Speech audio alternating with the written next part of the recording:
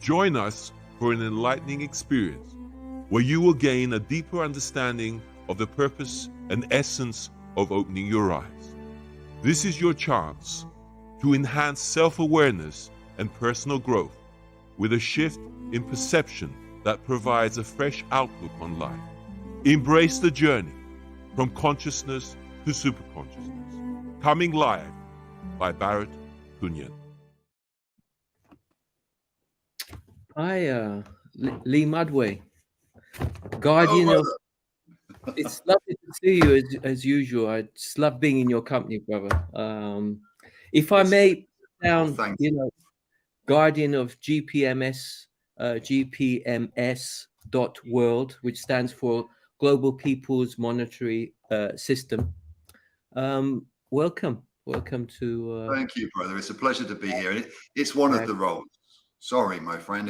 There's a little bit of a delay in the talking, but that's okay. The guardianship of GPMS is part of the role. But yeah, it's been an absolute pleasure. I'm looking forward to where this goes. Yeah, great. I just wanted to take before we start on the hot topic of dispelling illusions. I'd like to take the opportunity to send get well best wishes to Jess Howe from the Missing Link. He recently had a double hip operation, so it was a double hip operation. So he's not in a good place at the moment, but speedy recover, brother. So so it's dispelling illusions, brother. I mean, I've got to say, I love Barrett so much, and we've just been talking about an hour ago, maybe 2 hours ago. So just for whoever sees this, so we can start this off on a completely comfortable and friendly term. The Barrett and I was speaking about, there is a certain amount of trepidation at this point, and I'm trying to alleviate that by just speaking freely and organically, brother. You be you, my friend, and just speak openly, and let's see where this goes. Yes. So, brother, I mean, you bring it to me. Tell me what your understanding of this so-called world that we're living in. This. That's a deep one, my friend. That goes very deep. I mean, we're talking about the experience, the human experience, or more than that. See. In this Dispelling Illusions, in the thesis behind this, what we're talking to here is giving another narrative, or giving another perspective, giving more to what was taught as limited, and the constructs and the concepts that many carry as belief systems within them through the, let's say, control methods of a more nefarious species or more nefarious entities that have been prevalent really for a long time. And again, I'm not going to go into too much definition, just more experiential. We can look outside and see if we were looking for freedom and purity and all of these unregulated, open-hearted exchanges within each other, we can, or evidentially and experientially, we have not witnessed that. We have not experienced that. So why not? And these sort of things. So what I'd like to do is through these and develop with you, brother, is more narrative, more breaking down of that which is held as truth, when in fact it is very much the inverted opposite of the truth.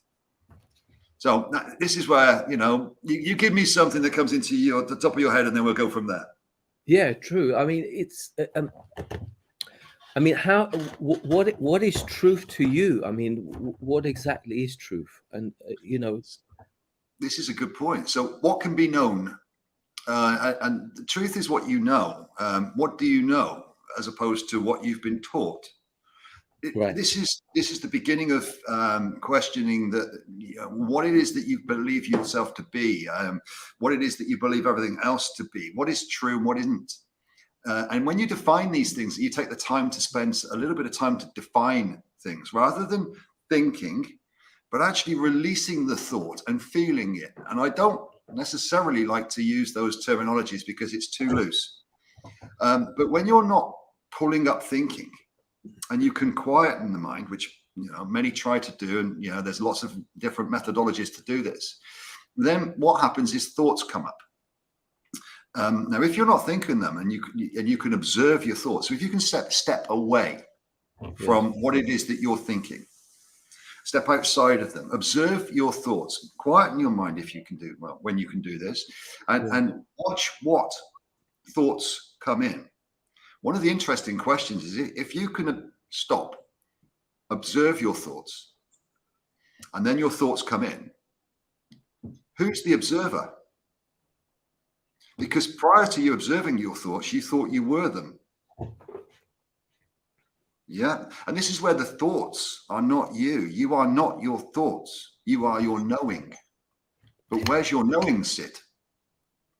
And this is where we talk to the hearts and the other parts of the physical anatomy that have got an impact upon those emotions. Emotion. Let's just break some of this down. Emotion. Emeriva. Energy in motion. Now, emotion doesn't carry pain. It doesn't carry negativity. It's what we attach to it. So whilst we think we are the thinking, when the emotion, the energy in motion is sparked from an event or whatever happens, we believe that emotion to be us, and it triggers a thinking which attaches to it. And then we describe or explain or feel that emotion based on that perspective overlay. When you realize the emotion doesn't carry any of that, it's your input to the emotion. Why would you choose to impact that with a negative? Can you not see the positive? And this is the choice. This is the choice that we all have. So many would say I don't want to experience pain. I've said this, I don't want to experience pain anymore. I've had enough of pain.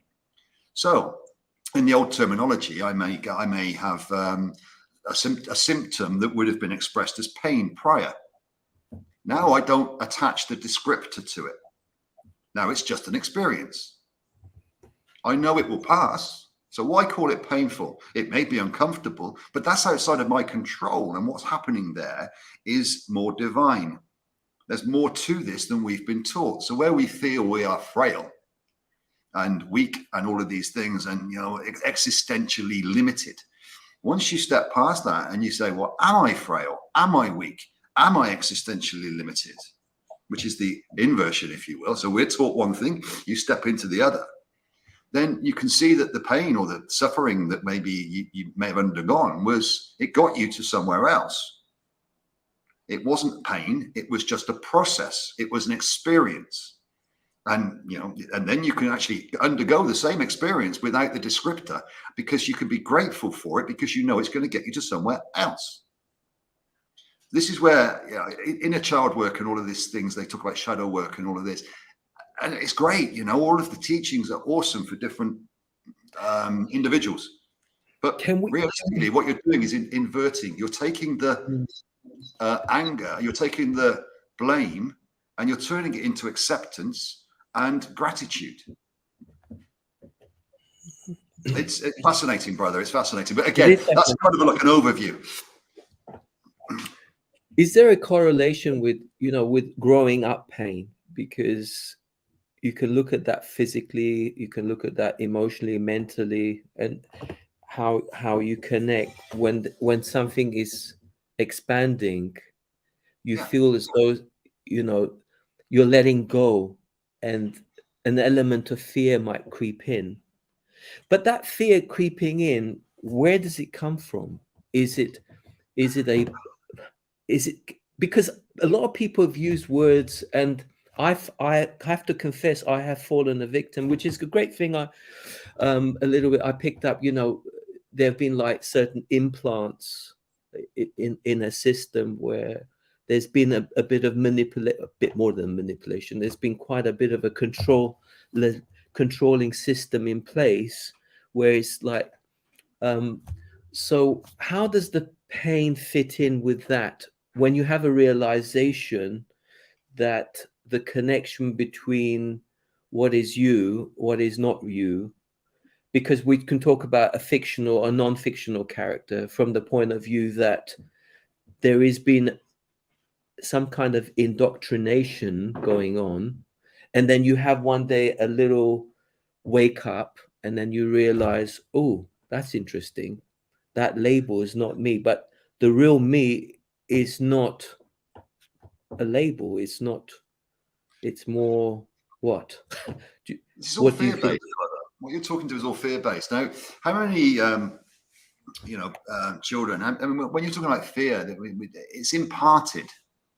So let me talk about, I underwent an interesting experience where I very, very, very nearly ended my time here in a state of despair. And I can reflect on that now, and I broke it all down. But realistically, this was what I learned, what the divine angel that I actually reached out to at this point. One of the hardest things I ever did was ask for help at a point of despair, because beautifully, whenever I'd asked for something all the way through my previous experience, I didn't get it. And that was so, I'm so grateful for those that, even though I may have shown them something different at the time, they weren't going to give me what I wasn't going to give myself. So, the same thing with love, give me, I need love, I need love, I need love. You are love.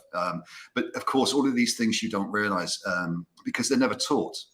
They're never given to you from birth. And this was done nefariously, with intention, to create oppression and suppression and devalue the human soul, devalue each and every individual human to the point where they are good slaves. And this has been done. I doff my cap. It's been done on every single level of this experience to enable humanity to grow through this. Again, there's divine and we can look at it all as negative and nefarious, or we can look at it as the growth process for all of these beautiful human souls, brothers and sisters that are undergoing this human experience or have chosen to. So it was this realization that actually you weren't given, he told me at the time, this is before I knew much more, that you weren't given love from when you were born. And it took me a while to realize that nor was anybody else. And everybody was experiencing the same thing with their wants and desires in the external, and they were never taught, or we never learned, we were never given the information at the time, divinely or whatever, nefariously, to impact ourselves, to go back inside and stop wanting from the outside, but fill yourself up, fill your own cup. And then it can overflow to the outside rather than you needing anything coming back in. But in this process, I had to forgive all of myself, all the way through, every action that I'd made. But I took it back to zero. I took it back to the age of zero at birth, and then said all the way through, then I didn't know any better. And when you don't know any better, you can't blame yourself. Yeah. But when you do know better, then you make a change. And I reflected that into all of my encounters with everybody else. And my parents, my family, it doesn't matter who, everybody beautifully gave me exactly what I needed, let's say. And I forgave all of that. And in that time, there was such a release of anger. It didn't exist in me anymore. This distorted frequency that I'd lived with for 40 plus years into despair at the end had now dissipated, gone. Now what? Now it's like, wow, this is, my heart opened is one of the best ways I can describe it. The noise in my head that kept telling me all of these chaotic thoughts went into the center of my solar plexus. My heart opened up and like boom, boom, boom, boom. And I'm like, what's this?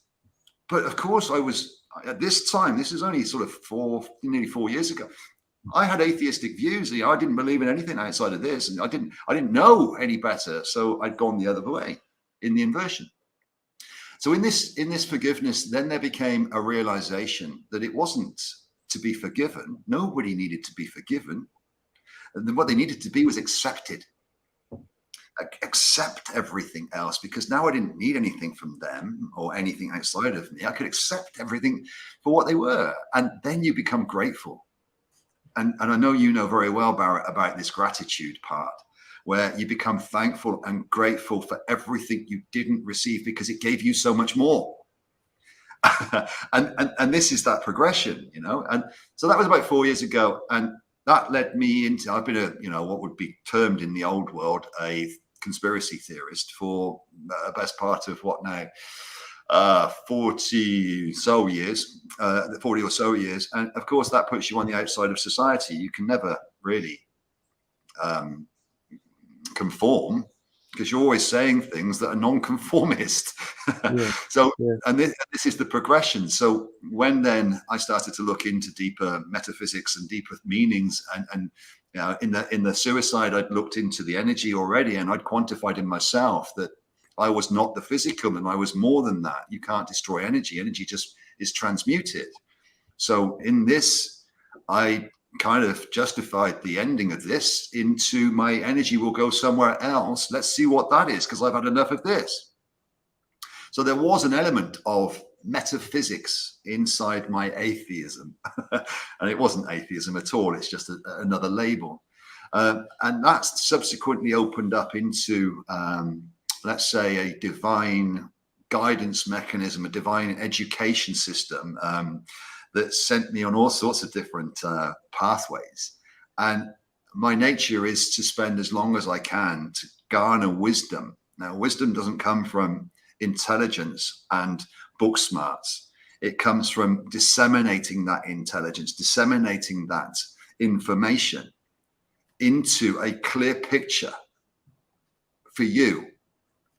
And as you go through that process, you start to realize that a lot of that information doesn't make sense. It doesn't carry a coherence. It has no logic. There's no progression. And that means you can release it.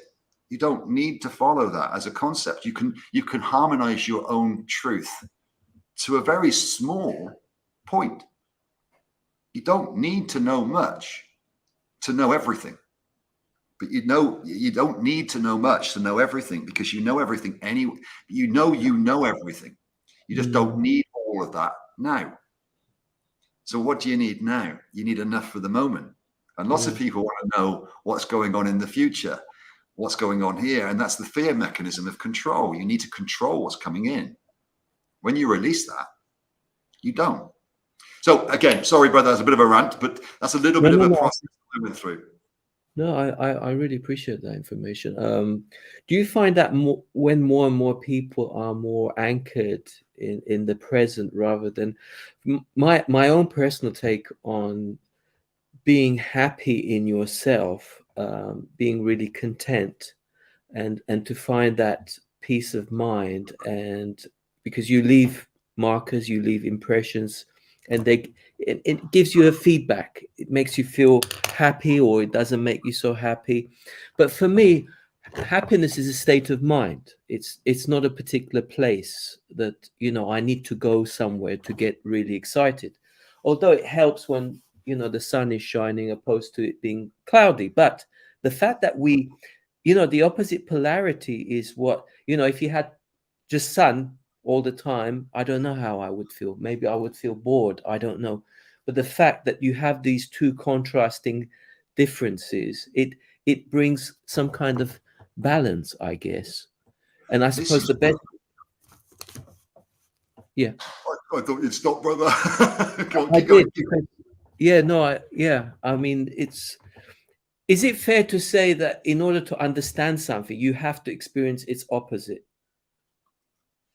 Or not necessarily? See, I'm going to say experientially that was the case. But I'm going to say that in the lines of conceptually, no. There is no reason to experience both sides. You can witness both sides and you can observe both sides. And then you can choose. But you haven't got to experience them unless you need to. We're going into a divine mechanism here, whereby each soul has a choice, a contract choice, if you will, as they progress through their experience. Now, we can talk to the mechanism as polar, but that's just part of the game. There is, once you realize it's polar, then you don't need to play the polar game. So yes and no. This is that paradox, brother. I'm not going to say yes, you need to experience both, but witness. Evidentially, that's what has happened, but it's not necessarily. No, that makes sense. Is it fair to say that how people perceive and observe. Each one of us being unique, we have a unique frequency. So our ability to siphon information, translate information, everybody has a unique possible definition, although it may be far from a universal truth.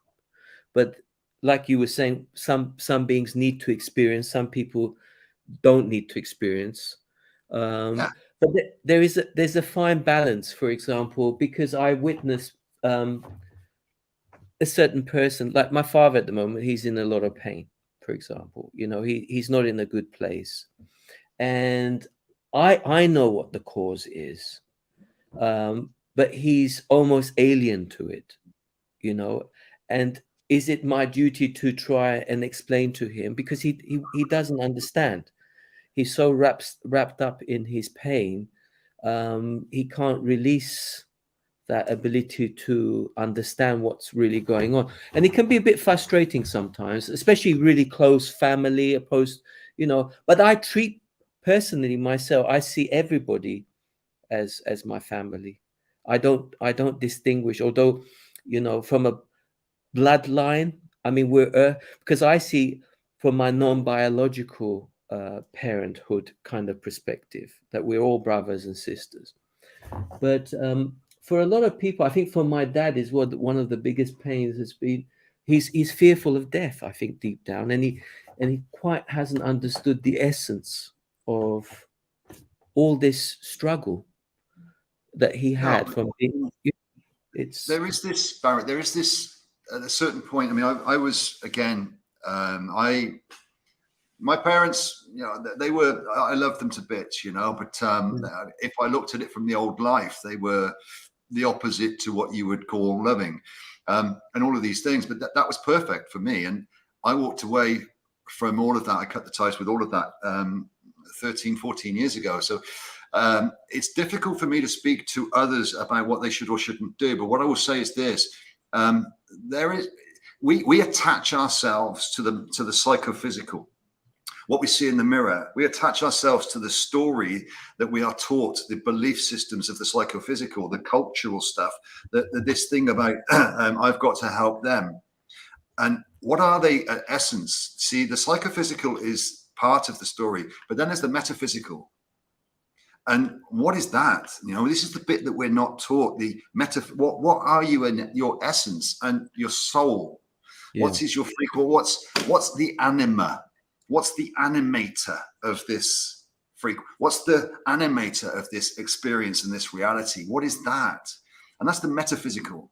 So we attach ourselves very much to the psychophysical, and then we see everybody else as the human or the organic, and that's it. There's nothing more. And then we sympathize with them and fall into pity and fall into this feeling of I must help, negating the fact that they are an infinite being.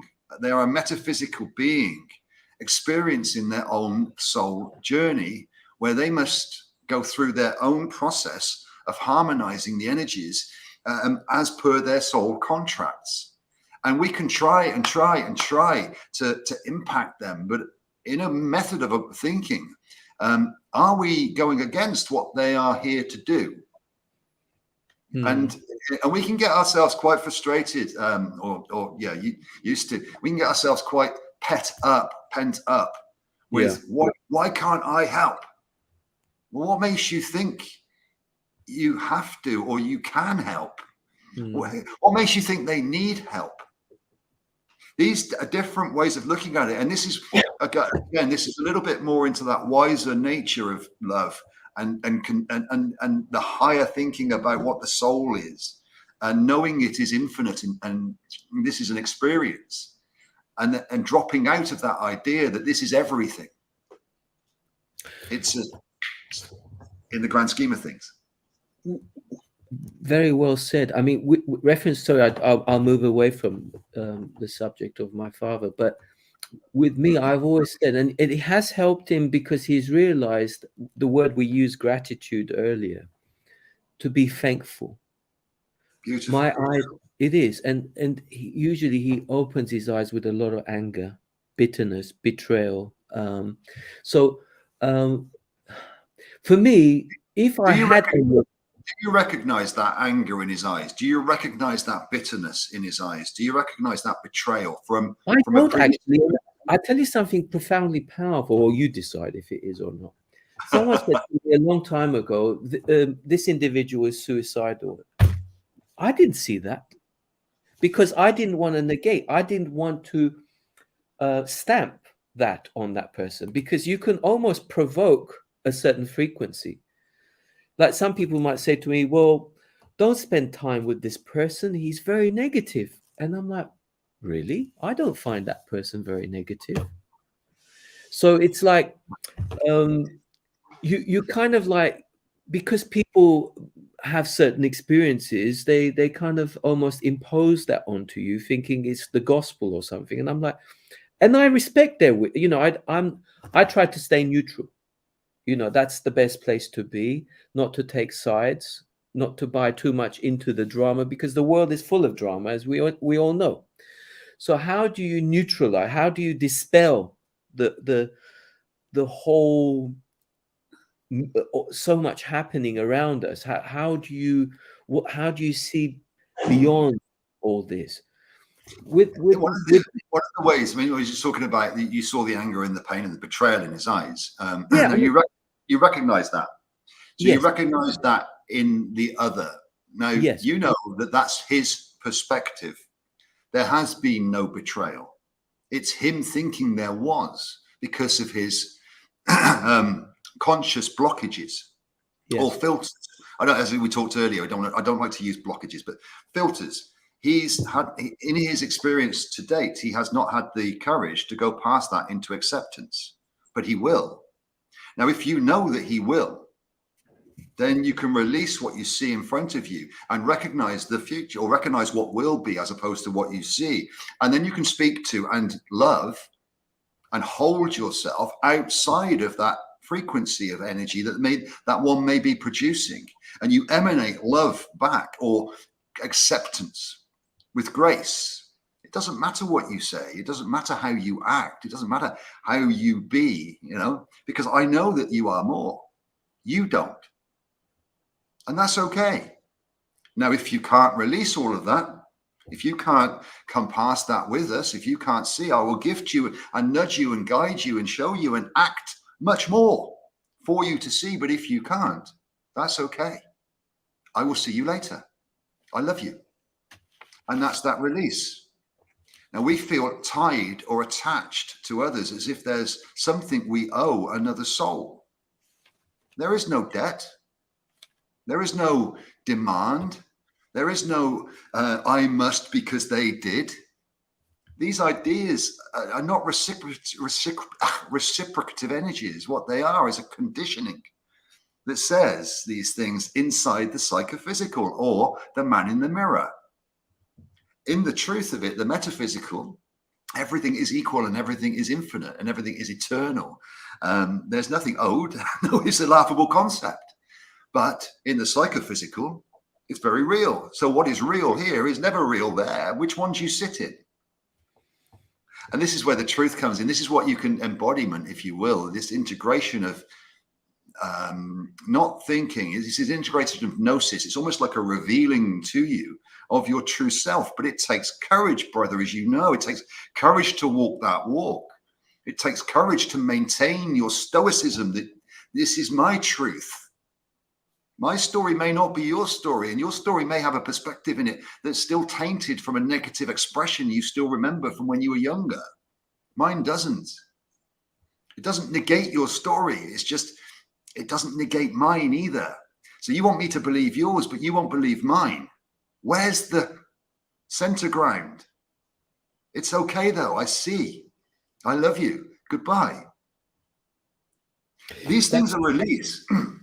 It is, and it's like it diffuses as well when you are in that presence whereby you balance both sides of everything, and you're leaving a very good impression for people. But what is impression for? Because again, it's people you think you're leaving a good impression, or you know you're leaving a good impression. But if people are the way they're observing it, they may get triggered by that, and sometimes people do get triggered. We were talking about this yesterday, and I'd just like to say this to anybody who may watch this: you can never, ever cause anger in another. So this is one of the things that I want to just break through some of this distortion. When another gets angry and blames you, it's never, ever you. When you're holding yourself to a certain, when you realize what it is you are and what anger energies are and frequencies are, they can only ever be developed by the individual and are allocating and allowed by the one. Another cannot cause you anger. You can allow anger within yourself. That's it. And then that anger is projected at the other with blame. That's a defense mechanism for your inability to deal with your own emotions. And you must always stand your ground. When somebody's blaming you for being, you did this and you did that and made me angry, you will stand your ground and say, no, I did not. And you must hold your truth. You know, these things are very important to the integrity of yourself. If you pander, if you drop, if you go into this, oh, I'm sorry. You do not know who you are. You haven't embodied this, your heart. You do not need to apologize for something you haven't done. Of course, unless you're being vindictive and all of these things, but this is a different level. What we're talking to here is a purer level. So once you start to realize that in these situations, these things happen, then if you keep saying it's me, then it will keep happening to you. And believe me, nothing happens to you. Everything happens for you and is directed by you. So anybody with these things, it happened to me, this happened to me, this happened to me. No, it didn't. It was chosen by your soul for you to experience that. And this is that victimhood. And this is that stage of this mentality where nothing will go. Yes, because it's what you're pulling in. You're magnetizing to you all of this lack and recreating it. Change comes from taking different choices. If you keep saying sorry for something you haven't done, you will keep saying sorry for it until you stand your ground and say no more. And this is where this tolerance and this unconditional love thing is so, it takes people too far into this idea that everything must be accepted and tolerated. Blame should not be tolerated. Why would you allow blame? You know, these things. It's no. And why would it?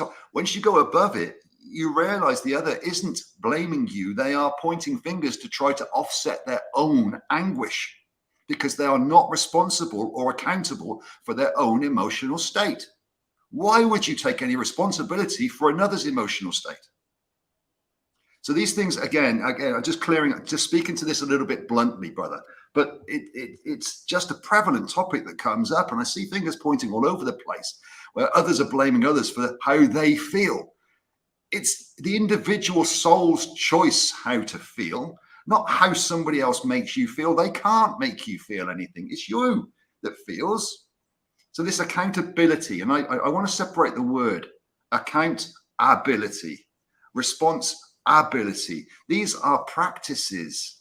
These aren't external material things. These are internal practices where one recognizes they are responsible. They have the ability to respond, not react.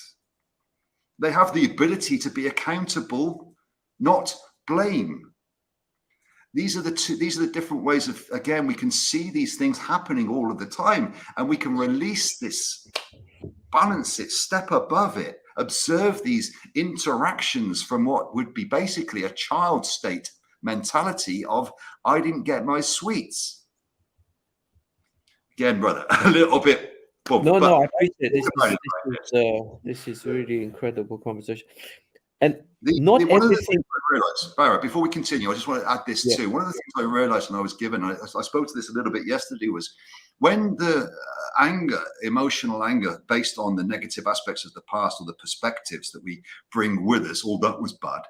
That was a terrible, I don't want to do that again. And these experiences that have happened that are still in the overlays.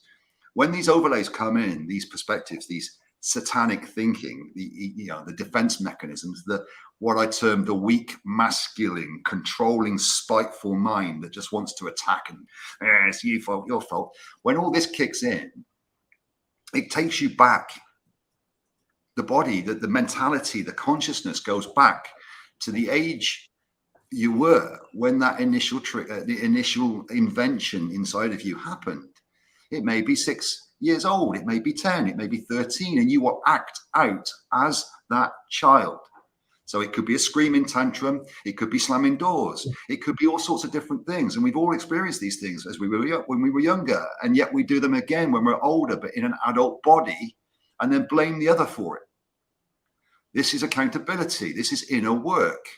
The way to release this is to forgive all of that, to reflect on all of that. And when this comes up, thank the other. Don't blame them, because they're showing you that there is a place of emptiness, darkness within you that needs some love. None of this ego death. I want to kill my ego. It's ridiculous. You must give it a cuddle. All of those dark sides, the toxic nature to the internalized pain. Cuddle it. Because you're harmonizing it, aren't you? Really, you're harmonizing it. Yeah. And not what happens? Not putting it away. Like most people try to bury it. See, this is another thing. When we look at a negative, how do you make a negative positive? Now, in the spiritual community, it's all of these different thinkings. Well, I want to talk about it in pure mathematics. -2 + what makes a positive? It makes another negative. You need to add 2 negatives together for some reason to make a positive. You can't just put a positive on a negative. It doesn't work. So this idea is, this is bypassing. So really, the way I look at it is, if there's an emptiness inside, or a darkness inside, that is released through a trigger or an activation, you go into it. And inside there is the shame. Inside there is the fear. Inside there is the guilt. You say it's okay. You give it a cuddle. You give it that. But in that drop into it, there's your second negative. So it's a negative aspect within you. And then when you, rather than blaming it on somebody else, you go, oh, it might have been me. And that's your drop. Now you've got 2 negatives. Now you're harmonizing it. And then it comes up to neutrality. And it doesn't impact again. But if you just keep bypassing it, it will keep telling you stories and blaming everybody else. And it repeats, doesn't it? It just repeats. Oh, constantly. Like a hamster wheel. It just goes round in circles. Not only does it repeat, but it gets harder and faster, dependent on your soul contract. And right now, that amplification process is huge. So those that feel they may bypass things, and I can just do this, and I can do that, and I can blame the other, they will get harder and harder and harder until they get the message. And this is physics. And I don't want to laugh, but it's physics. And this is why I'm so jubilant in this glorious time for these human souls, brothers and sisters. Would you? Yeah, I mean, thanks to you, you certainly amplified it. Although I was getting there, you kind of pushed me a bit in the most positive way. Reference to history, because history is not what we thought it was, because we've been led to believe in something that wasn't real, so it's like, how do you unlearn? Because it's left certain markers, and some people are very attached to it, Yeah, because that's their belief system again. And I'd like to just give like scarcity. That's a huge one, isn't it? Scarcity. We live in who decided there should be scarcity? I mean, where I live, I would, it's all nature. There's so much food around. I don't know where this.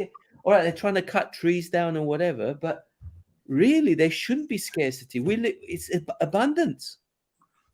When you read again in the metaphysics, once you see what's actually powering all of this, and what creation to a certain degree, some mechanisms of creation anyway, the energetics of creation, there is no scarcity, there is infinite. This is all another lack system, another belief system. Now, if you've got an infinite creation, people can look at themselves, and what they believe. How much of their belief is based on limitation, and how much is based on infinite resources and plentiful abundance?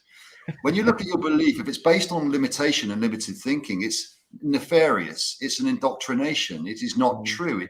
It devalues and makes worthless everything that's around you. When you look at the unlimited, it's natural. Naturally, everything is unlimited. You know, there is nothing that can. It doesn't matter. We can look at. I talked about the energies behind this, so I'll add to this later. But limited is and scarcity creates fearful thinking. Now, fear is not divine. Fear is an absence of love. Fear is an absence of the courage to step out of the social order structure. The unnatural that has been running the show is not natural. So anything that is illogical is anti-Christos or anti-logos, anti-logic. Anti-logos, anti-Christos. Some may have heard of the Antichrist. Well, Antichrist is anti-logic. And I will tell you openly that the fearful thoughts and the belief systems and the perspectives that are overlaid on everything as being against you is anti-Christos, anti-logos. And it doesn't come from outside, it comes from within. All of that fear and all of that anger is from within, not from without. You can blame the without all you want, but you're the one that's angry. You're the one that's fearful. Why? Because of, no, that's a blame. So who's bringing up the anti-logic? Who's sending those thoughts into you if it's not you? Whose responsibility is it to quell them, to calm them and show them love and tell them they have no place? I am so much more than this. But again, this is all different souls' journeys.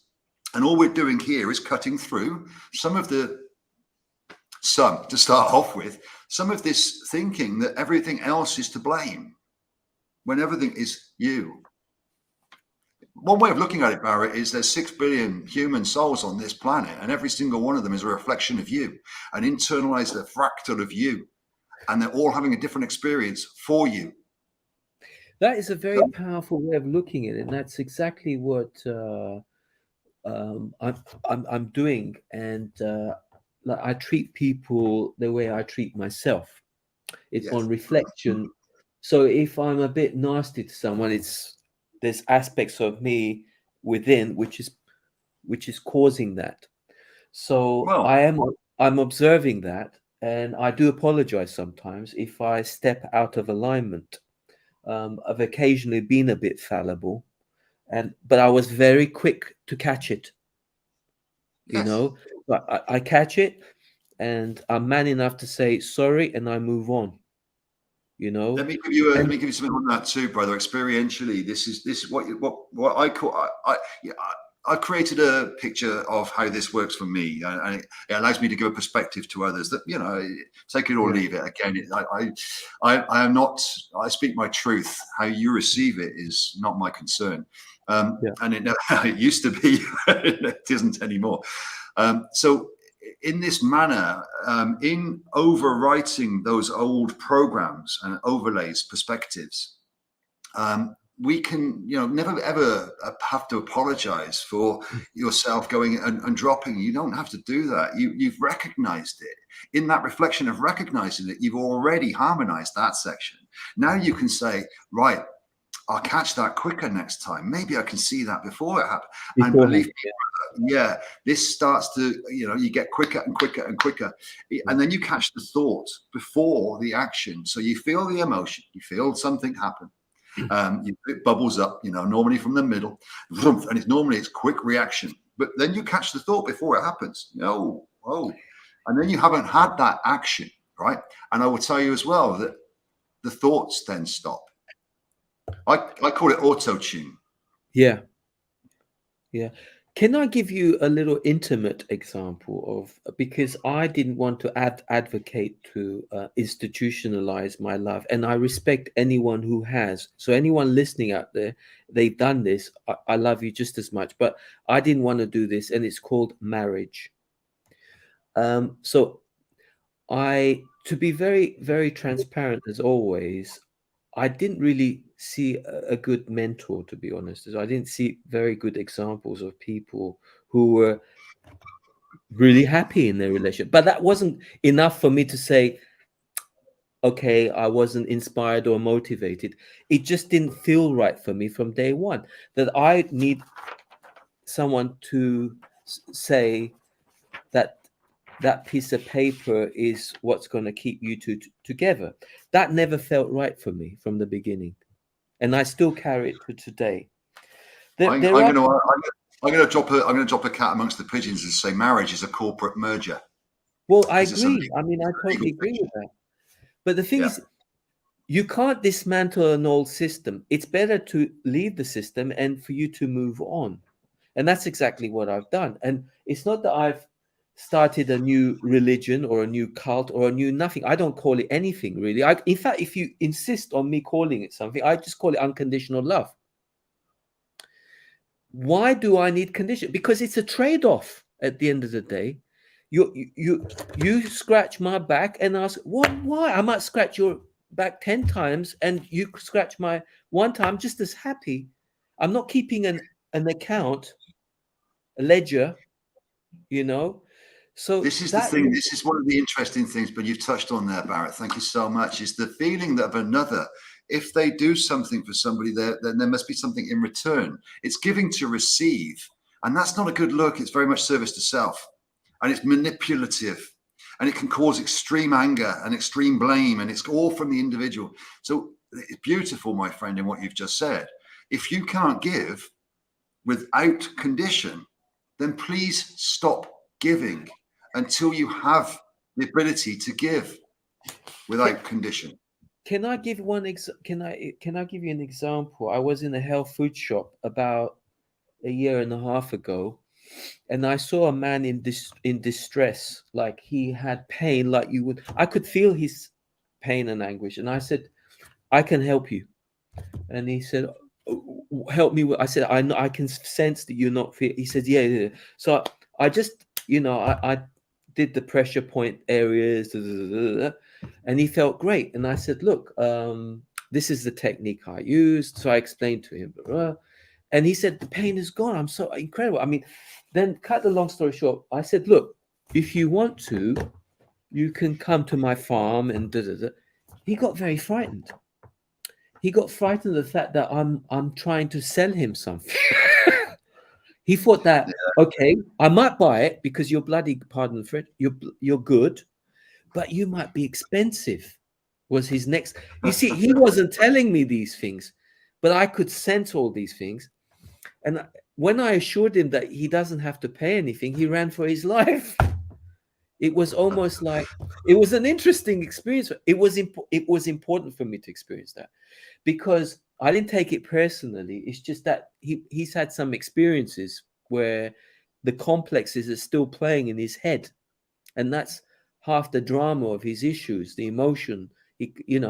So there are some beings that they will find a way of releasing, and filters like you using. I was going to use blockages, but filters, so that they can cleanse all this and move on, really. But interesting times though, Lee, because I certainly sense the energies are definitely, because I've also connected to Rick as well, and I must say, when I'm in the company of yourself and Rick particularly, I've got a few others, but you've set a certain precedent where I'm certainly upping my game.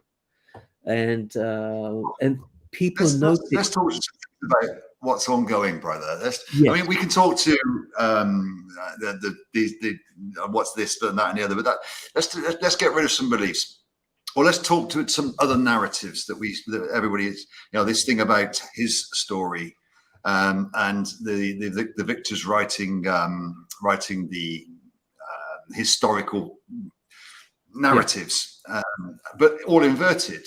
So if you took history and you turned it upside down on its head, what would it look like?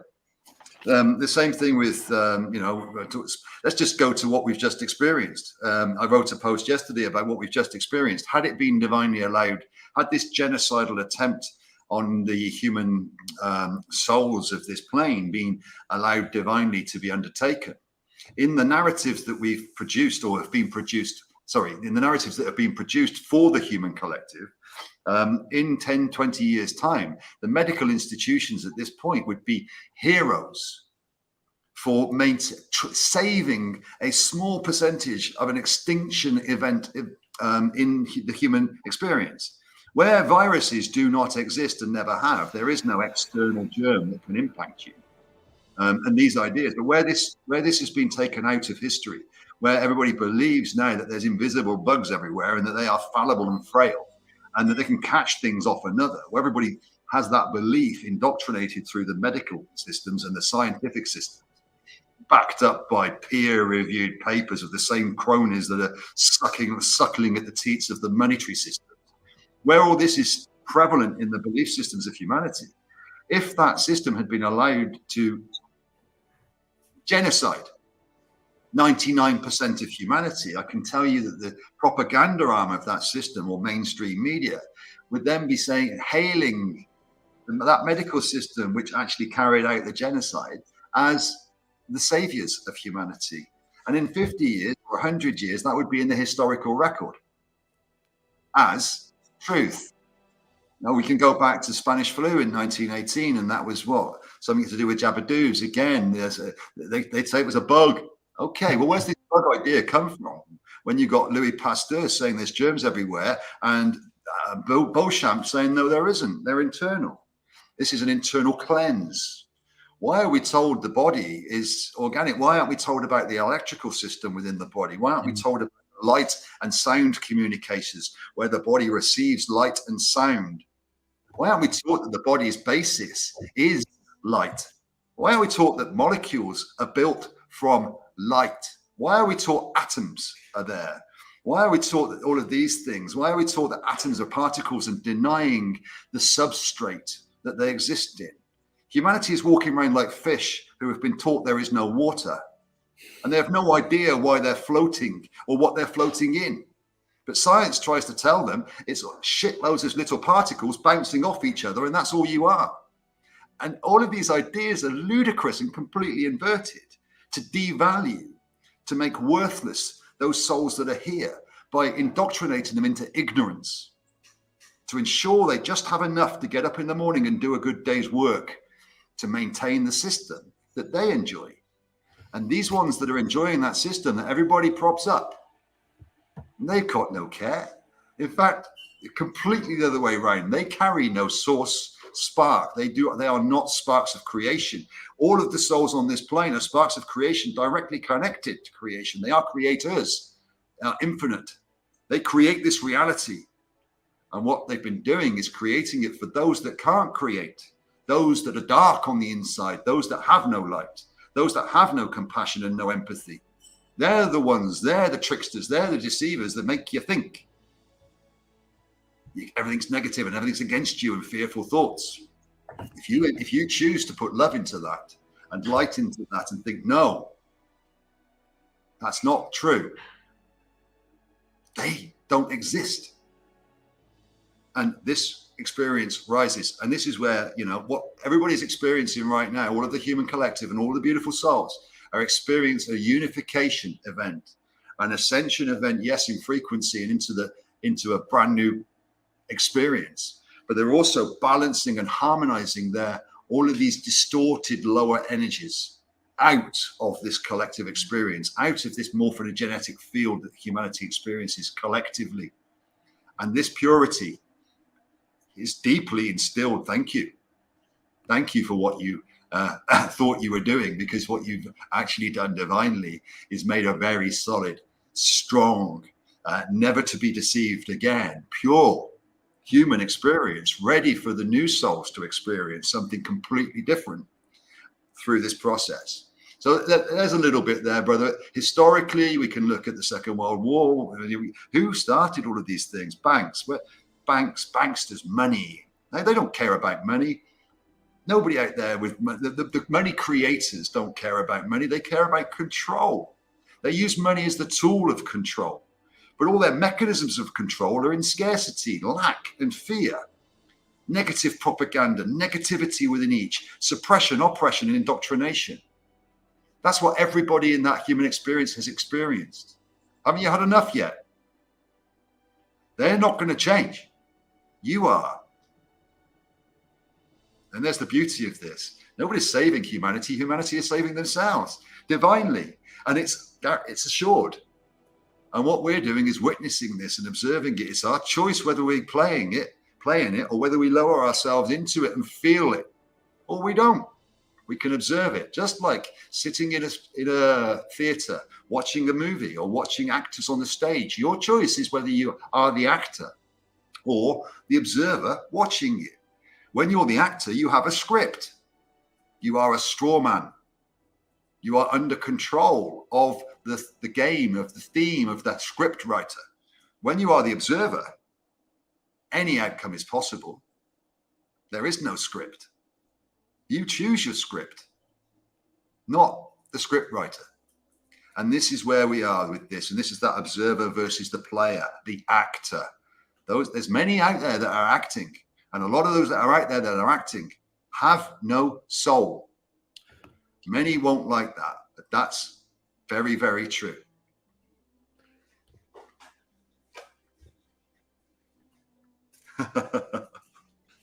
Schumann resonance. Now, the thing is with the frequency of the planet, things are the frequency. I mean, again, I don't know much about the guy, but I know that he did research, and there's the Om resonance of the planet. This is basically the heartbeat of the planet, I guess. Things are kind of getting a bit faster and faster. My understanding is, and I could be a bit off, you have to be of a certain frequency, and you have to sustain a certain frequency. And that's based on truth, purity, kindness, compassion, empathy. So if you don't hold that which is true, then you could just drop yourself. You just, because we're going to that level of consciousness now where you have to. Well, let's take some of these fears. Story again? I don't know. It's near enough, brother. Let's take some of these fears out of it and simplify, because there's a lot of this stuff we can't say is factual. We can say it is, because otherwise, I don't like to define. I just like to speak to. So yes, what you're talking to is a frequency that's rising on this planet. So the frequency of Gaia in this galaxy actually is all rising into a higher frequency. Now, if you think about it as a concentration as opposed to a dilution, if you think about it as a tuning of a guitar string, when that guitar string is distorted, it plays in a note that you don't. It's not harmonic. So you tune it. Now, anything, and I'm going to say anything that has not got a connection to source cannot tune. They do not hold love. They do not hold a purity. They have no ability to tune. So as this frequency rises and the tuning is balanced and harmonized, anything that is not in tune, anything that's distorted will be released. Just be left behind as this rises. That doesn't mean to say it's gone anywhere. It means to say it's left this and it's having another experience there. Go. If it's a soul, if there's a soul inside, then that soul is infinite. If there is no soul, then it doesn't belong here. It's very, very easy to let go of a lot of harder questions by just looking at a tuning fork, a rise in pitch. And if that pitch is not maintained, it's distorted or out of tune, then it no longer belongs. Evil does not belong. All of these angry, fear, blame, shame, guilt, they are not existent in a pure frequency. People keep thinking, well, what about this and what about that? What about all the greedy ones, all the murderers? They don't exist because those thoughts don't exist. That frequency doesn't exist. But we project into something because we can't conceive of that. Then it can't possibly be. But let me give you this, brother, that possibility lies in what we cannot conceive, the inconceivable. By definition, what we can conceive is limited, and infinity isn't limited. So we must always allow for the inconceivable to be a possibility and never deny it. Otherwise, we're limiting creation, and we are creation. These concepts are so ingrained, where fear is thrown into the future. Well, what if we are in unprecedented times? This has never happened before, as far as I am aware, and it may have done, but I'm going to say it hasn't. Whatever. It makes no. I don't mind being incorrect anymore. I'm never wrong. In the moment, I just refine it the next day, and it doesn't matter because it's not said with any malice or manipulation. So we are going through something that is brand new, you know, for it to take a body and a planet and a galaxy through a third, fourth, fifth dimensional shift. But I'd also like to cut down on this idea of bifurcations and splits and this and all of this timelines and all of these ideas.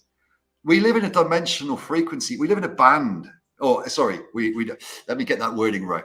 This existence is a dimensional frequency. It's no different to a dial on your radio.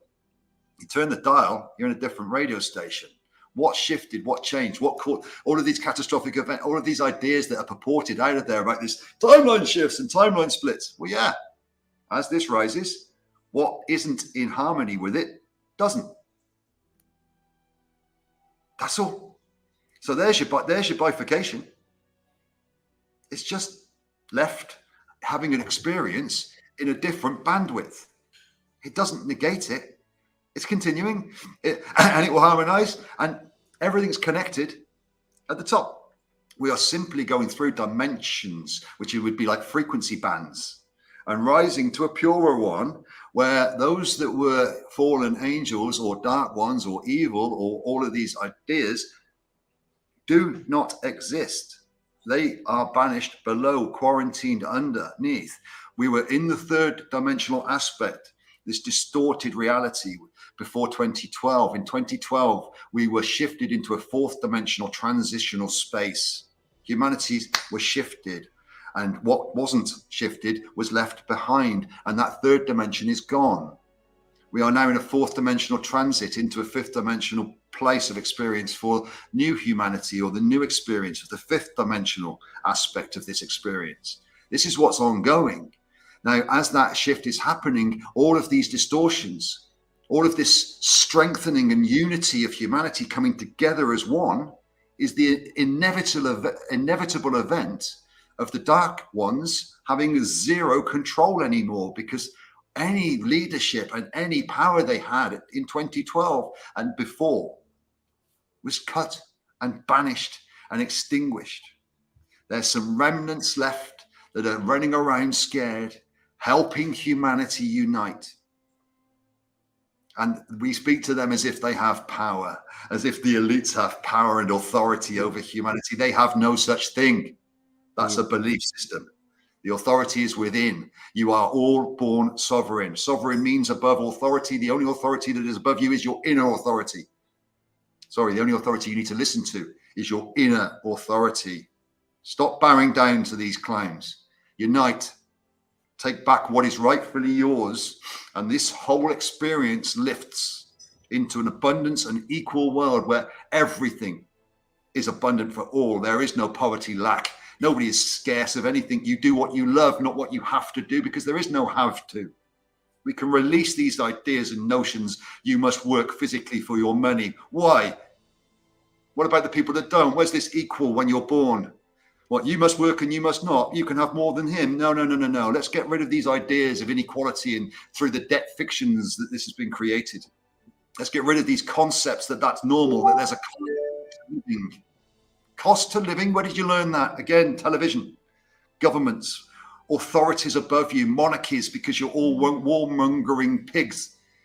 Can't be trusted to look after yourselves. Stand up. You know in your hearts that you can. You know in your hearts you have the moral compass. You know in the hearts that what to do and what is right or wrong, regardless. Don't let these Muppets tell you. Again, excuse the rant. Yeah, it's beautiful, bro. Beautiful. Aging. Yeah. I mean, that's one should have control over that as well, because once you release yourself and you get rid of all the anger, the aggression, the blame, the shame, the guilt, and you anchor yourself in the present and in the now, should one need to age? Do you feel that? Not physically, not the vessel. The vessel will go to whatever age you wish it to go to. It is designed for millennia, and the soul chooses the vessel, as in the organic, and then chooses to leave. This idea. Yeah, because you just like, so all this business of I hate to use the word satanic, but the rituals that they do, with they put you in a coffin and they lower you and they embalm you. They do all.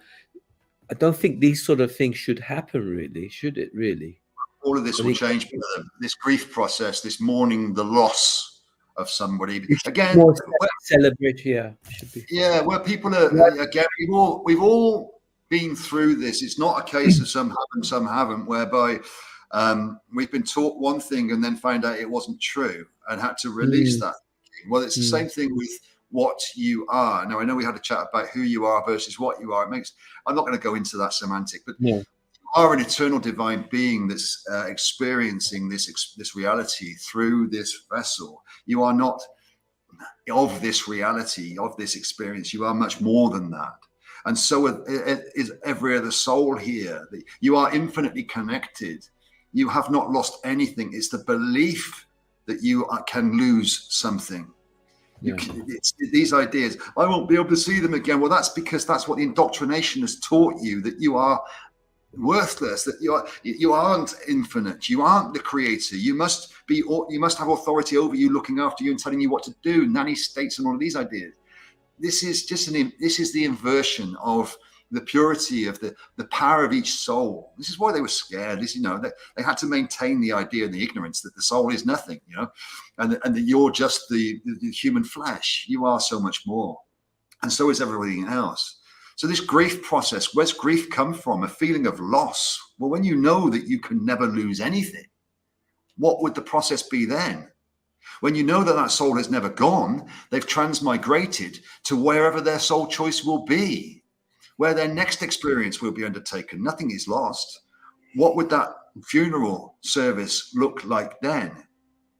This is what the human collective will undertake, is this. What does it look like if? And that way, every system will be turned to pure benevolence, because if each soul is equal, and they are, what do these systems do that create inequality? You take over these systems because they're yours. This is what GPMS World speaks to. GPMS simply states that every soul on this planet is a shareholder and guardian with a moral and righteous obligation to be benevolent on this planet. Yet the controllers and narrative holders haven't kind of given you that notion. So what GPMS stipulates is that you are the owners, correct, shareholders, even in their systems of legality, which is no more than dead corporate fictions. Through the monetary debts that they've imposed upon you when there is only ever credit. They took your credit, they took your inalienable rights, and the morbidly compliant are still complying. We all were until we realized and then chose not to. They made those that chose not to conspiracy theories. They cut them off from the system. Oh, that's gravy, as the others thought they were morally self-righteous in their path of compliance. And that's all good, no blame, just pointing this out so all can see. Those that prop up the system of belief, those that prop up the system that's inherently unnatural, Barrett doesn't like the word satanic, but I will use it, are in fear of freedom and equality for all. GPMS says unite, and all of that you choose to take back.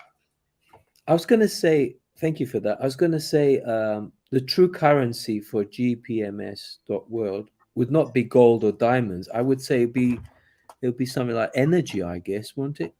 The true currency.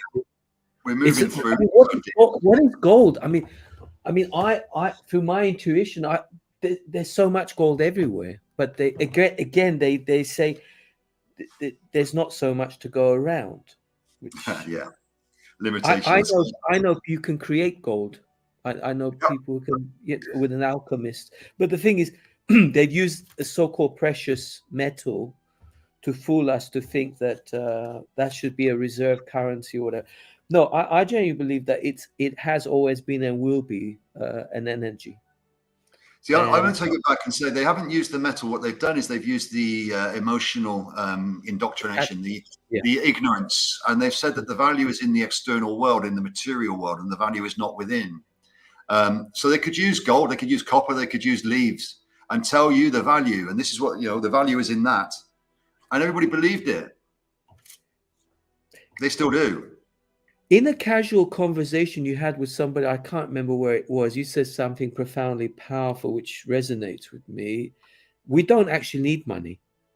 No. I like the idea, I do like the idea of a digital currency in the sense that you can have a card. No, when I said that, I said we don't need money. Not a digital currency. This wasn't cash. Exactly. But you could have a card, which, you can have. Humanity will choose how they would like, whatever method of exchange they will choose. GPMS doesn't designate. Right. GPMS is not taking anything from anybody. It's saying, listen, it's all yours. You are the value. Intrinsically, each one of you is infinite. You have infinite value. Unite them all together, and there's the value for the planet, and we never need to suffer. But it's not choice, you see, because we're not saying, GPMS isn't saying there is a specified or defined way of doing this. They're asking the human collective, what would you like? Well, I tell you, if I'm a representative of that, if you harmonize and rid the toxicity, we are already in abundance. And brings me to the next question. No, I want to go back. You're absolutely true about the energy. You see, the energetic exchange is the key. Now, again, it's what exchange you expect. Do you need an exchange? Can you gift? And this is the difference. This is all about energy. Now, what if you're gifting energetically, but who to? If you see yourself as giving something that you own to another and you want it back or you want payment for it, then you're negating the energetic. You're negating the benefit to the all. Once you realize that, once you have the ability and once you have the abundance to gift your energy or your time or your skill or your profession or whatever, your genius without return, because it's a pleasure to do so, there's the joy. I've been practicing this for quite a while now, and when I go out, I don't go out looking to be kind. I'm just being myself, my natural state of being. So the way the kindness thing works is, if I see somebody who's in need of, and they don't have access, rather than giving money, you can actually go and physically do something for them. And that is very powerful. The beauty of this is that it doesn't. This exchange of money, we think it has value. It doesn't. It just aids in the survival mechanism. Has value? I mean, the gift of it, the intention to aid, is already there. We just see it as we gave them some money. No. You had a pure intention to try to assist, and there's your energetic exchange. The money is just what you handed over. So again, in these ideas, what you're doing is you're walking around and you're holding yourself in a light that most out there aren't. Yet they want to. Everybody wants to. Everybody would love to be loving all the time to everybody and generous, all these things. That's what the human soul and the heart wants to do. Yeah. The darker aspects don't, and that's what they've suppressed. But that doesn't stop people like yourself, Barrett, going, and I love all that are gifting and sharing their pure intention as opposed to their manipulative intention, because this is what changes the experience, changes the world. And this is what is occurring. Synchronicity is very powerful, isn't it? When collective, like two or more, and they're synchronized, and it changes the collective consciousness of the people. It's like you've sent a very powerful vortex of energy, and it's based on, because we spoke quite casually earlier about and and then you just the fact that you have the audacity to visualize it's happened already, and I get that. And on smaller scale things, it's happened. Courage. Yeah, because many years ago, my dream was to get out of the rat race mentality, because the saying goes, if you win the rat race, you're still a rat. So you're in a box. How do you get out of that box mentality? Because a lot of people don't want you to, almost, or when I did, it was like I came to a village where there's hardly any people really. And it's not, and people some friends who came to see me, they weren't interested because they thought there's nothing here. And I think, what? Well, I think I was lost for words, It's a really interesting thing to actually sit and release wants and desires and needs, and to realize you are so much more, and that this material world is inverted and was satanic. There is so much more to receive, but why are you looking for it in an inverted environment where it's designed to strumph you down? The air is poisonous, the water is poisonous, the food is poisonous, the news is poisonous, the information, the discourse is poisonous. This is all poisonous to your purity and your natural aura, your own field. Each time you step into that environment and you're dealing with all of these others that are that are already disharmonic, then that's impacting your own field. Now, how many people have got the time or the priority? This is another thing, priority. People don't prioritize themselves. They prioritize their perceived needs, and that comes from fear. I must work, otherwise I won't have enough for 20 years. Well, what about the next 2 minutes? Can you not just stop and have a think? No, I'm in a rush. Okay, okay, love you. You're whatever. But I mean, I sat down, I don't know, what am I going to say? For at least 20 years, there or thereabouts, 12, 15 hours a day researching on my own, in my own space. Don't get me wrong, I was out there doing whatever I needed to do to maintain, but I didn't realize what I was doing was setting myself up for isolation. I didn't realize that when isolation came, when complete and utter isolation came, and there was no loneliness, but I felt lonely for so long. And then all of a sudden, the last few years, 20 hours, I could speak to nobody for weeks, but I never felt lonely, because what I was doing all that time was contemplating, sat in comfort, sat in peace. The anger wasn't there. I had no need. I just wanted wisdom. I didn't even know it was called wisdom at the time. I wanted answers to questions that I couldn't find answers to. Nothing made sense. And the more I looked, the more pieces I got. But the more pieces I got, the more I had to release. And the more I released, the easier it was to go in and not need the answer anymore. And just feel, I let go of the outside experience. And now when I walk into it, it has no impact on me. It's just that. It's an external experience, because I'd spent so long internal, harmonizing or thinking about all of these things, because I'd spent so long angry, brother. I'd spent so long in pain, emotionally in turmoil. I'd spent so long asking people to be have integrity, have honesty, hold yourself in some honor. And they weren't showing it me, even though I was trying to show them, but I didn't know. And of course, this was all confusion. And in those few years, then you could balance it. I could go back through it all. And that's my role. It's my job. I enjoy that. I take great enjoyment out of that. And it's not for everybody. They don't need to, because once a few have, and we speak to it like this, it's for the collective to have. This isn't mine. This is ours. So in us speaking about this, brother, this goes into the collective. It clears through those distortions, and others don't have to do it. And I thank so many for what they are doing, so I don't have to. This is another place of, you're doing this and that's wrong. No, you're doing that. Thank you so much. So I don't have to do that. You're experiencing it for me. You're clearing that energy, because we're all connected. Definitely, brother. And coming back to the GPMS.world, it was the thing I like about myself. I'm pretty spontaneous.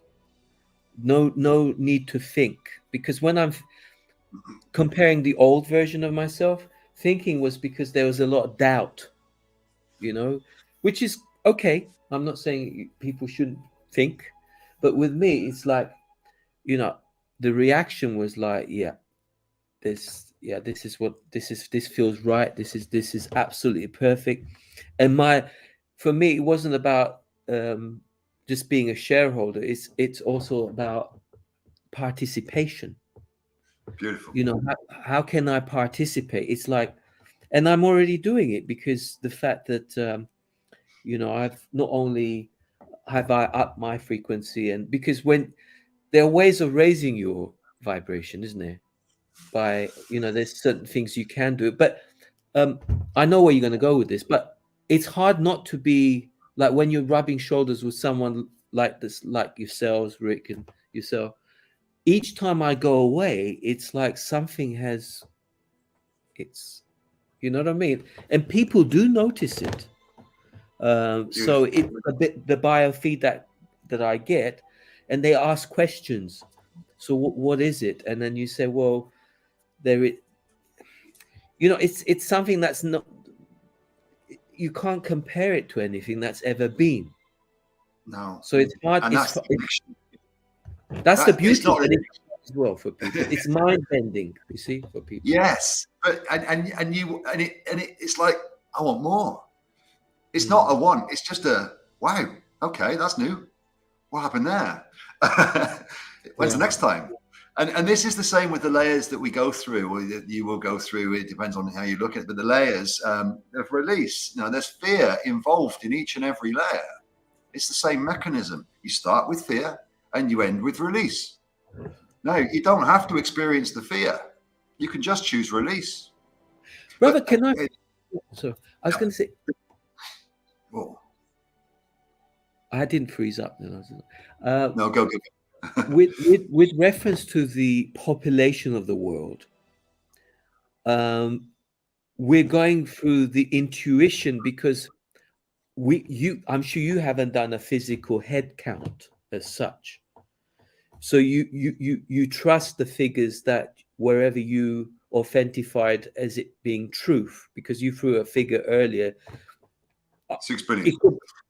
Why not 10? I mean, how do we know? Why not? It could be a lot less. It could be a lot more. But where I'm going with this, what percentage of that is like soulless? I mean. Okay. So let me just. I mean, brother Rick and I collaborate quite a bit on many different things, Barrett, and I'm sure that another session for that. Got a real strong zzz in my right ear. I'm sure that we will discuss more of the energetics in a different time. But in collaboration with Rick, and all I'm going to say is he's directly connected, or he has with more. That's what I'm going to leave it at that. Okay.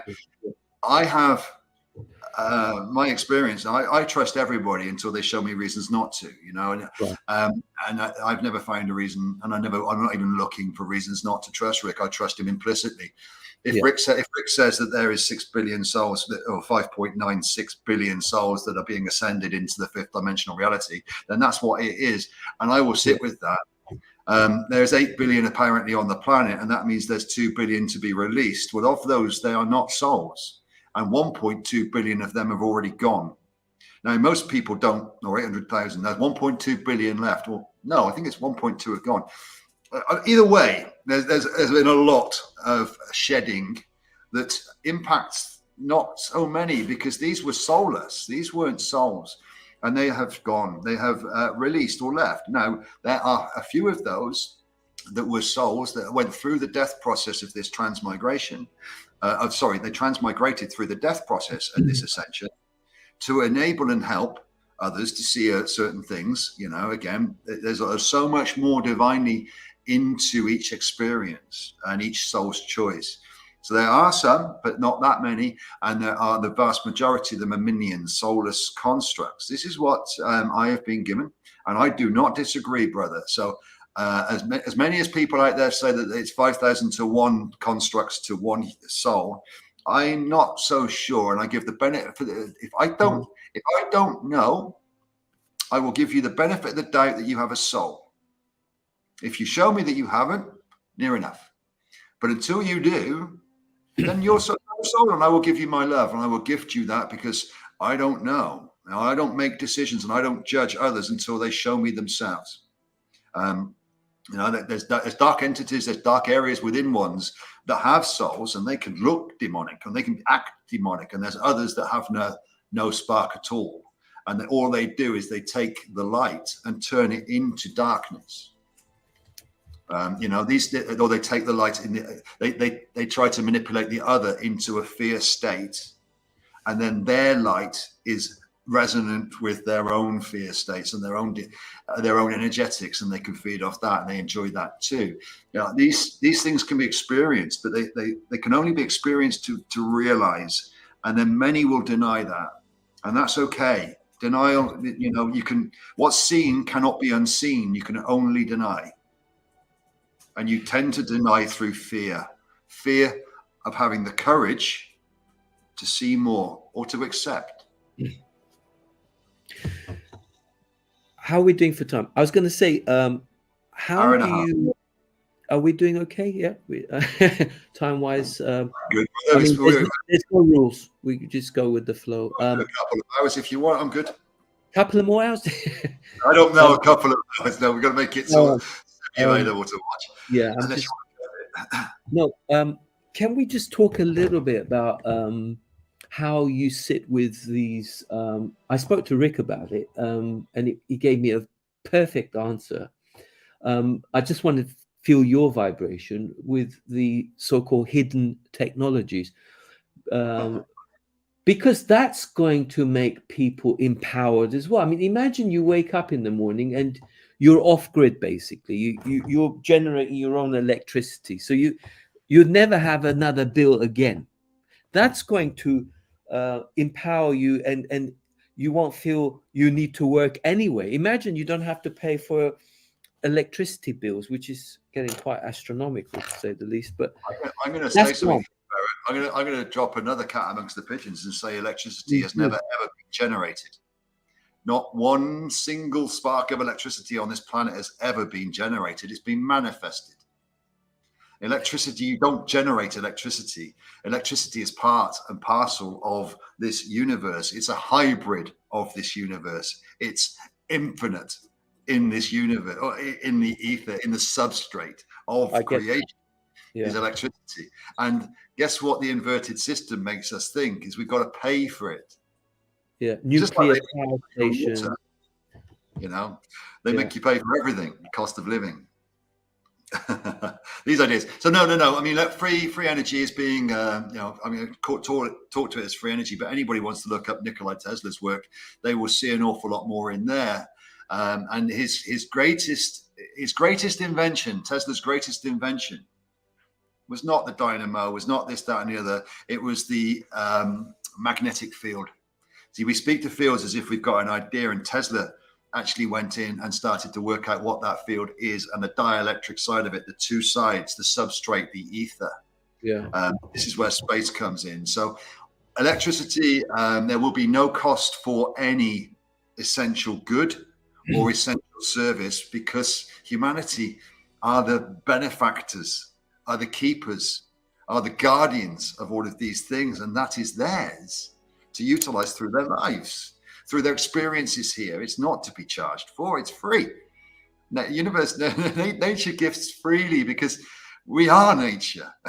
Why would we charge ourselves for what we experience? This is craziness. But again, with these ideas, so conceptually, even no, actually, I look at the ideas that are around right now as to what can be that are being gifted to humanity with regards to moving magnetic machinery that creates electricity. And these ideas, these are so old hat, and these have been so well bypassed by solid state arch form geometries that don't need any spinning parts and can produce, the size of a telephone, the size of this would power your house and I wouldn't call it anti-grav, but electromagnetic propulsion, or even interspatial plasma propulsion devices. They work on energy, and they take away. This is an electromagnetic universe. Everything here in this universe, I'm not saying others because physics changes, but in this universe, it's electromagnetic. Gravity doesn't exist. It is a thesis. Its explanation is completely wrong. It is static Kling. It is nothing more. When you can see magnetism and see how it works, then every molecule has a field, but nobody knows what fields are. We can speak to a field as if we've got a clue, but a field has two sides. A field is not in the physical, not just in reality. A field also exists in the substrate to reality, or the non-reality, or as the ancient or the old ones called it, ether. There's the energy that creates reality or powers reality. What the energy that creates it is another interesting topic, because that's where we sit. But the energy of creation is infinite, and it's the ether, and the ether is light and sound, if you want to call it. That's what Tesla said. Light in the sorry, it's not even light, but illumination that we see as light in reality is nothing more than sound in the ether. The mechanism of creation of a molecule is a hyperboloid and a torus. There's two parts to these things. They come to one. Of course, the fish swimming in the sea don't know there's water. Then humanity has no idea that there's ether. So there can only be one. And this is where particle science and these bumping physicists and quantum, another word that I do not, quantum, to quantify. How do you quantify the infinite? Mathematics wants to count. Mathematics wants to quantify. Mathematics wants to befuddle. Arithmetics. Remember those words? Arithmetics is gone now to mathematics. Arithmetics doesn't need to quantify. Arithmetics works on quality, not quantity. We've all been taught it's all about quantity, not quality. Let's talk to water. If you change the molecular spin rate of a water from a negative connotation to a positive connotation, the actual field, not the water molecule, it's the field. Again, we're not shown this. You can buy water that's got a certain amount of parts per million and they say it's pure. No, it's not. It's quantitatively pure. It's not qualitatively pure. The quality is in the energy of the water. We are not taught to look at energy as quality. We're taught to look at quantity. When you are dense, you have a dense day. When you're down, you feel heavy. The next day, you feel light. No quantity changed within you. Your physical structure didn't change, but your quality did.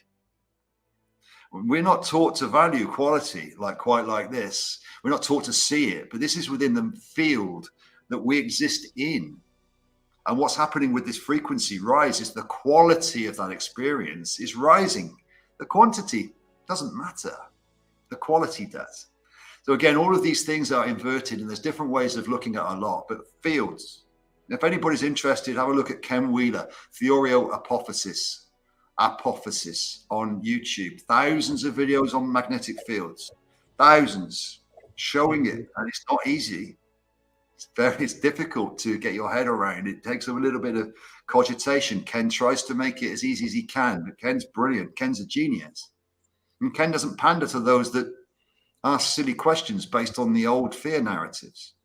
So, many may find him a little bit egotistical, but Ken's brilliant in bringing up the metaphysics, the ancient teachings, the ancient new. He's bringing them back in for it to be extrapolated on and added to, not laughed at and dismissed like that mockery and scorn of the conspiracy spirit. You're thinking funny, you're crazy, you're an idiot. Yeah, that's a great look, mocking and scorn those that are thinking differently to your system. Come on, as we start to move forward, guys, this is where that unity and realization is that there may be more. And once you start to get a taste of that, it lifts. And how real will interstellar travel take place? I mean, what do you mean? How will? You assume it's not. Well, I feel it is, and I'm looking very forward. real. I'm excited already. Not saying again, I mean, it's like. Yeah, I'm not going to go into time, space, and these ideas. It's even though there's dimensional frequencies and stuff, there's dimensional differences. You've got interdimensional travel, and you've got multidimensional travel. So within the dimension, you've got different dimensions within it. It's not just this space. And space, again, is reified as if it exists. Space generally, it has no properties. If you expand it, inside an atom is 99.9% space. What's inside that? Why do we believe that the space that we see has stuff in it when an atom doesn't? In their terminology, a molecule has nothing within it. They agree it's 99% empty, 9% empty. Well, space has no quality. Space has no attribute. Space is just a byproduct of the creation of space. What's on the outside of space? What created the space? What inside of a balloon? If the balloon's empty, if the balloon's like this, there's no space in there. When you blow it up, what's holding that? Isn't that the same as an atom? So when with these truths inside of physics of a universe, they have to be universal. They have to be from the smallest, the micro, to the macro. Otherwise, there's a coherent gap. And nature doesn't do that. Creation doesn't do that. The inherently beautiful, and I'm not even close to describe. I can't. It's ineffable. But the brilliance behind the design doesn't leave gaps. There's no gaps. It has to make sense. And it has to be repetitive. It has to be able to be described from the micro to the macro. And if you can't, it's okay. If you're holding something else, that's fine too. But it's not real. And you'll find that out. You'll realize that it wasn't real when you use your real eyes. But as each progresses, then we can see that what is true here must be true there. And this, discernment, people say they can go with I do it differently. I don't work necessarily on a feeling, but I work on kind of get from there to there, or at least I used to. Kind of get Occam's razor is a great one. Does it make sense? The simplest answer is always the right one until you disprove it. So I've spent years trying to disprove truth until I could no longer disprove it. And I got to the point of there can be no other way. And that was trust. So I created trust by not being able to find an answer. I could find another way. I couldn't find any other way. And this is the same with the universal creation aspects, the micro to the macro. Once you realize that this all fits into a fractal pattern and it allows for unlimited and infinite creation, there can be no other way. Anything else is limiting. You get, again, I'm just trying to say it from a place of, this is the assuredness in which I speak, my friend. It's not from a place of manipulation or limitation. It's empowerment. It's realizing the equality of all. And that's my perspective, and I'm welcome to it. And that's what I share with others, because it creates equality, benevolence, love, purity, harmony. All of these things sit in there, none of the negative. And that's what I choose. Brilliant, brother. Brilliant, brother. And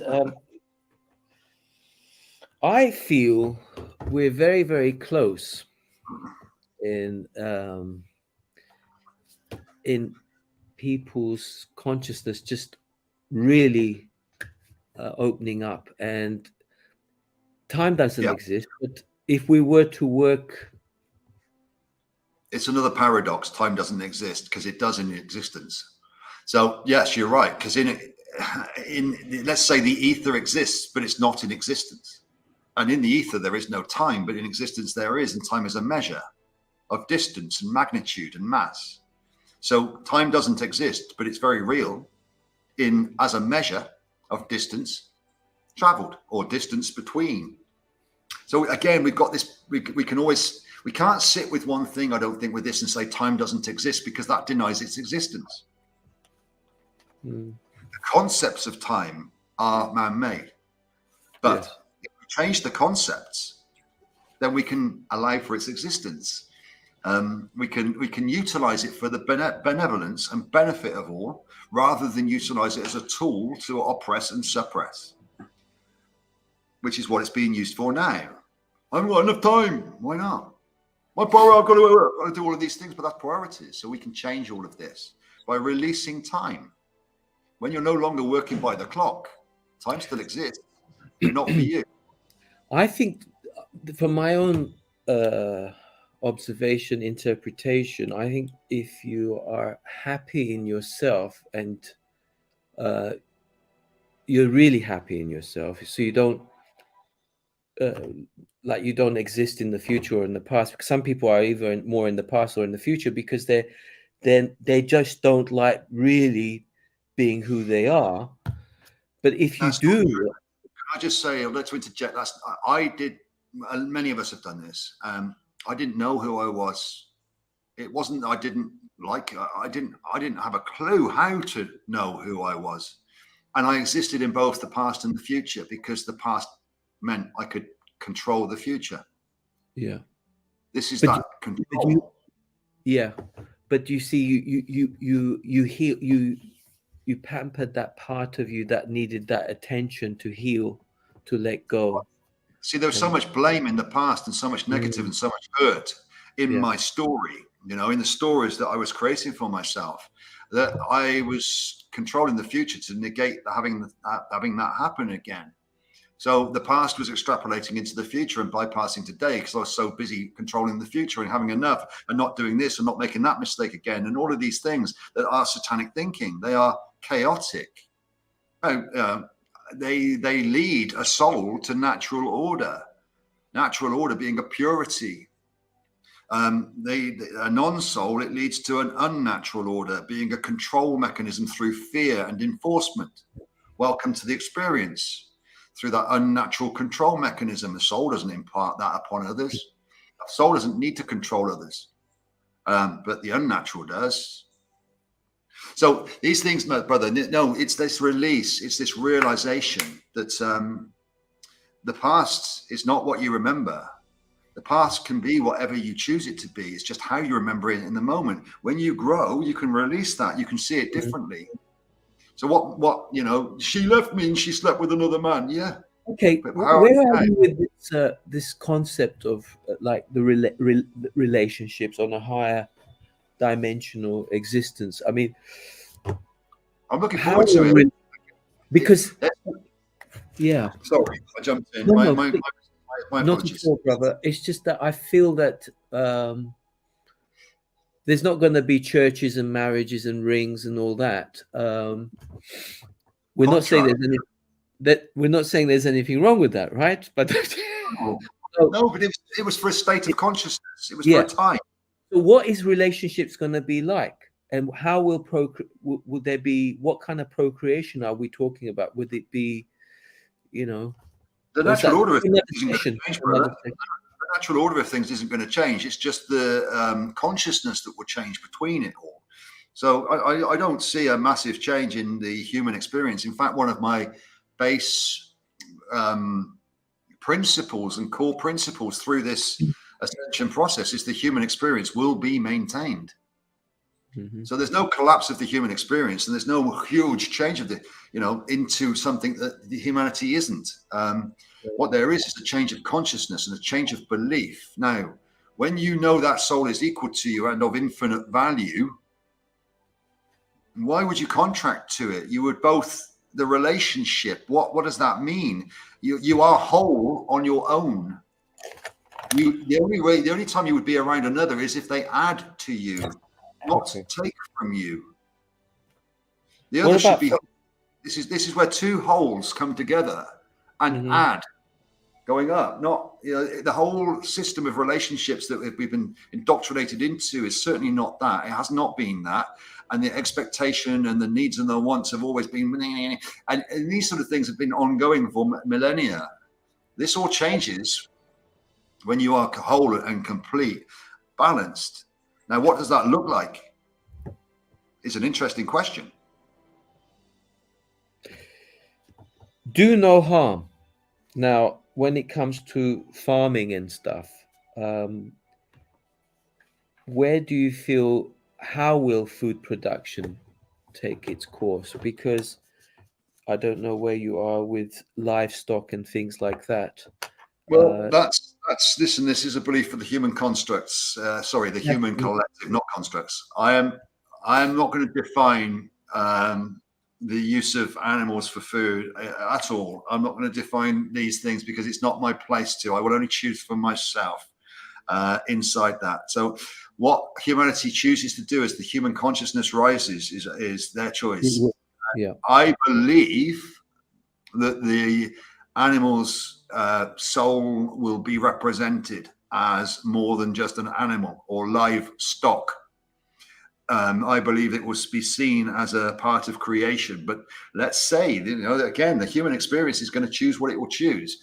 The same as I believe that the human experience will choose not to have money in a physical term, in a physical way. I believe that they'll probably go, I would choose digital, but humanity has the choice. It's just this, and it doesn't really impact me. The human collective will learn that souls exist and that they are creators, and that everything on this plane is created, and that it's more than we were taught. So as the human collective release this idea of but I'm not going to use words that would be seen to cause breaking through, but as they release the ideas that they were taught, as they change the aspects of what it is and what love is, or what truth is and what energy is, then I believe that there will be an awful lot of, let's say, filtering from what was to what will be, and things will be seen differently, which will mean they will not be treated like they used to be, including relationships. I will say that, brother, without dropping into defining or statements or these ideas. I just will say that the consciousness, i.e. what each and every one sees, will change significantly, and that will cause a huge impact upon the way things were seen before.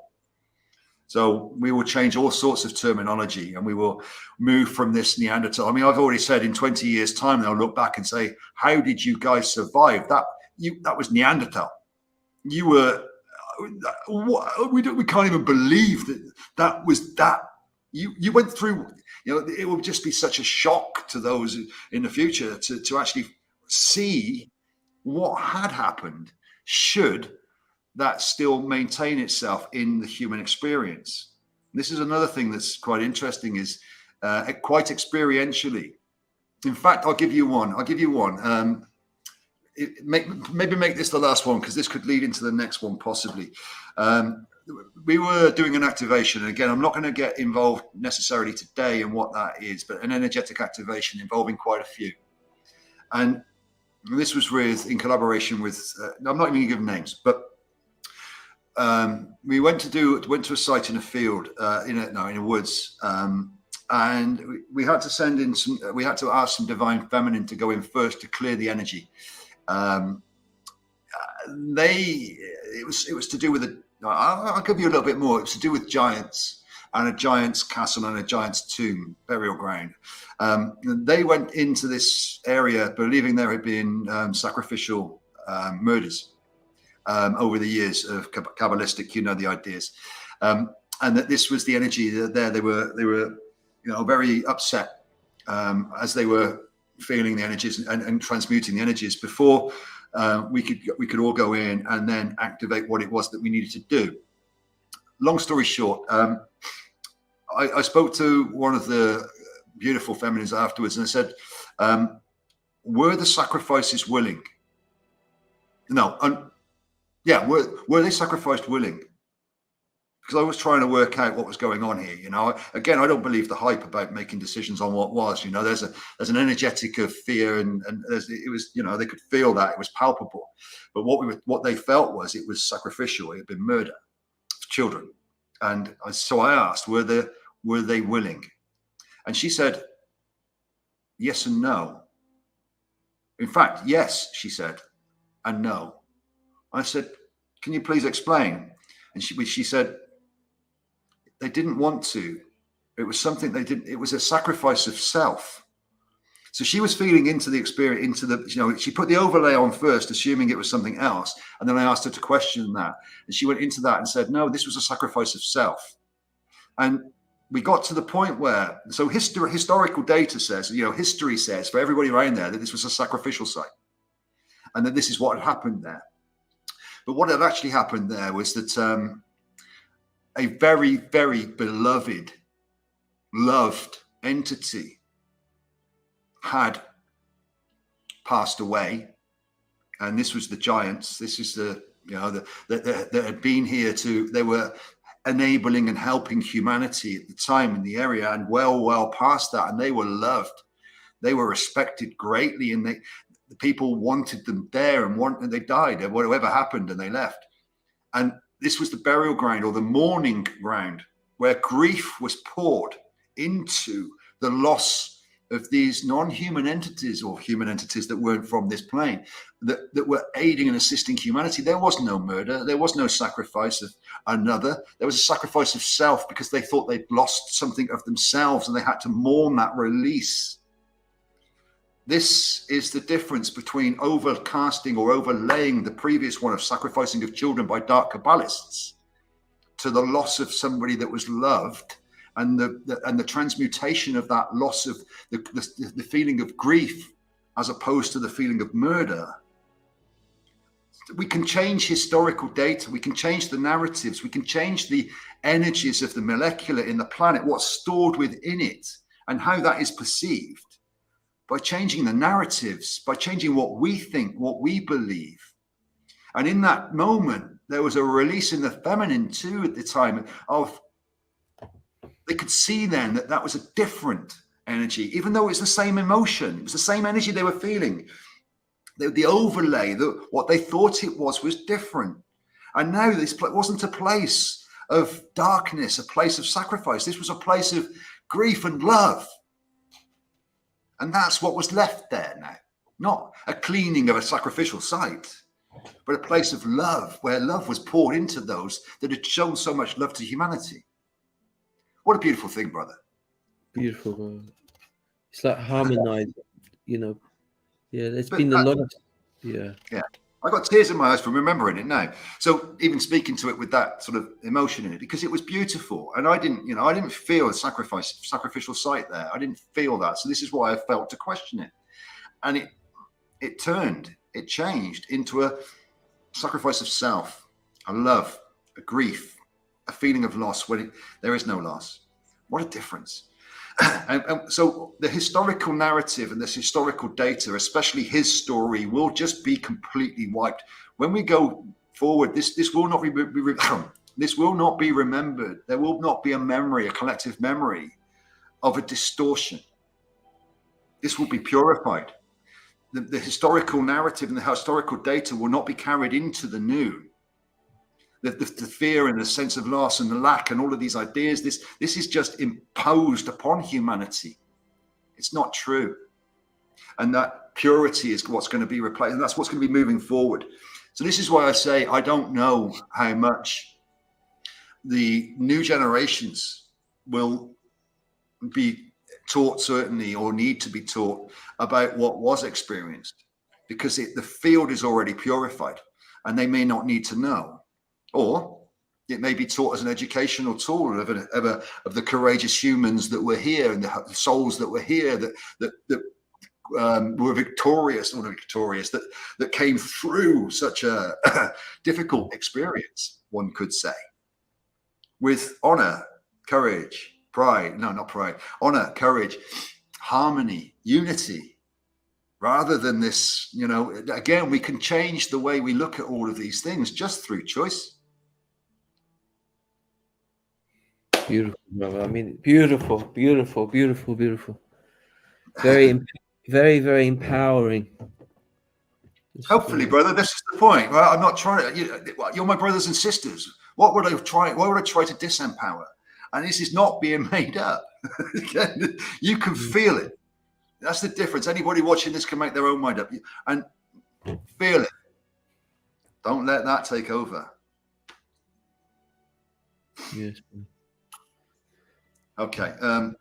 Nearly 2 hours, my friend. I think that's, we can extrapolate on that maybe into another one, into the energies or whatever you wish. Or maybe it'll be, maybe there won't be another one. We'll see. Don't say that. No, no.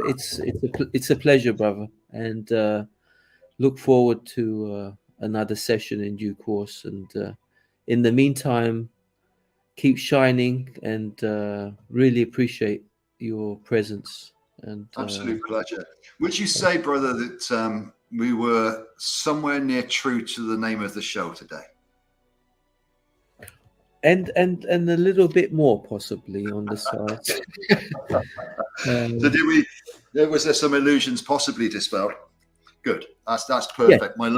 My love to you, brother. My love to you. I'd love to speak to you soon. Love and light to anybody that watches this. We've got this. We've all got this. You just got it. What you will do is inevitably make some different choices and unite together. Have a look at gpms.world, guys. With an open heart. Let this go. Thank you so much. Thank you, bro.